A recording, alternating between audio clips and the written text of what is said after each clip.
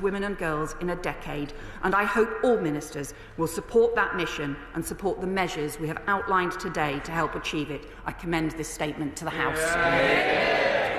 I call Shadow Home Secretary Chris Philp. Thank you, Madam Deputy Speaker. Let us start by remembering the victims of this scandal. Thousands of young girls, often in their early teens, were systematically raped by gangs of men, predominantly of Pakistani heritage. Those in positions of authority, the police, local councils, the CPS, ignored them and in some cases even covered up these horrendous crimes because of absurd concerns about so-called cultural sensitivity. 10 days ago, the Prime Minister compounded this by saying it was a far-right bandwagon to raise these issues and call for a proper inquiry. Let me say this, it is not far right to stand up for rape victims, and smearing those who raise this issue is exactly what led to the victims. Order, order. The Shadow Home Secretary will be heard. Shadow Home Secretary. Smearing those who raise this is exactly what led to the victims being ignored and the crimes covered up in the first place. So will the Home Secretary apologise on behalf of the Prime Minister for his language last week? Now, Madam Deputy Speaker, it is not true to say that the previous government did nothing following the ICSA report. The last government set up the Grooming Gang Task Force following the ICSA report, which led to 550 arrests of perpetrators in the first year alone, and I'm glad the new government is continuing that work. In April 2023, the data collection on the ethnicity of perpetrators was initiated, but the initial publication of that, I think last November, showed the collection is incomplete. So will the Home Secretary ensure the police follow through on the work initiated in April 2023 and ensure the data is collected more comprehensively? And the mandatory reporting recommendation was introduced as an amendment to the Criminal Justice Bill, which fell due to the early election. And I'm glad the government say they will now pick that up and take it forwards. But, Madam Deputy Speaker, previous reports and reviews did not go far enough. The ICSA report itself was mainly not about these rape gangs. In fact, it barely touched on the issue and only looked at 6 towns.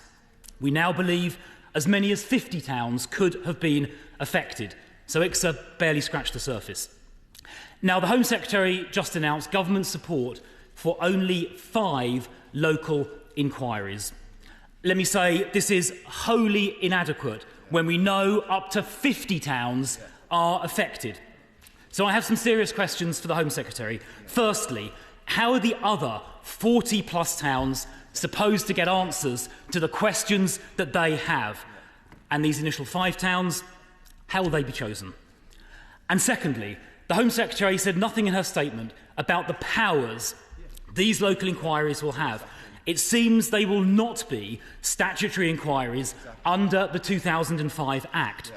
That means these local inquiries will not have the power to compel witnesses to attend or to take evidence under oath or to requisition written evidence. So, if that's the case, how can they possibly get to the truth when faced with cover-ups? In fact, it was precisely that problem, the lack of powers, that led the chairs of the Manchester local inquiry to reportedly resign last year, because they weren't given the information they needed by public authorities and they didn't have the powers required to force its release, and so they resigned. These powers are needed, the legal powers, because these crimes were deliberately covered up in some cases. We heard just a week or two ago from the former Labour MP for Rochdale, Simon Danchuk, who said that the then chair of the Parliamentary Labour Party told him not to raise these issues for fear of losing Muslim votes. Truly appalling. Now, not a single person has been convicted for covering up or ignoring these crimes. In my view, the criminal offence of misconduct in public office might apply. And moreover, those vile perpetrators who can be deported should be, every single one of them, changing the law if needed to do it, and using visa sanctions with countries like Pakistan to ensure they accept back eligible perpetrators. So, Madam Deputy Speaker, what the Home Secretary has announced today is totally inadequate. It will only cover a fraction of the towns affected, and it appears these inquiries will not have the legal powers they need. That is why we need a proper, full, national public inquiry covering the whole country and with the powers under the Inquiry Act needed to obtain the evidence required.